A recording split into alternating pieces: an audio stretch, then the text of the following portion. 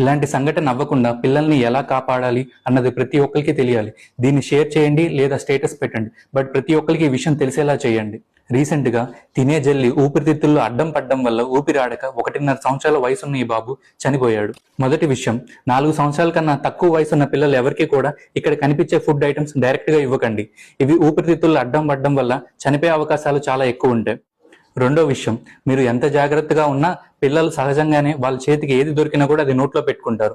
మీకు తెలియకుండా ఏదైనా నోట్లో పెట్టుకొని సడన్ గా పిల్లలు ఊపిరి తీసుకోలేకపోతున్నారు, సౌండ్స్ చేయలేకపోతున్నారు అంటే వెంటనే ఒక చేతిలోకి పిల్లల్ని తీసుకొని తల భాగాన్ని కిందకి, నడుము భాగాన్ని ఎత్తులో ఉంచి వీపు మీద మీ మణికట్టు లేదా వ్రిస్టుతో గట్టిగా కొట్టండి. ఇలా కొట్టడం వల్ల వాళ్ళ ఊపిరితిత్తులో ఏదైతే అడ్డం పడిందో అది బయటకు వచ్చుద్ది. కేవలం ఇలా చేయడం వల్ల పిల్లల ప్రాణాలు కాపాడొచ్చు. మీరు ఎంత త్వరగా హాస్పిటల్ తీసుకెళ్దామని ప్రయత్నించినా కూడా ఈ కేసులో జరిగినట్టు లేట్ అవ్వచ్చు.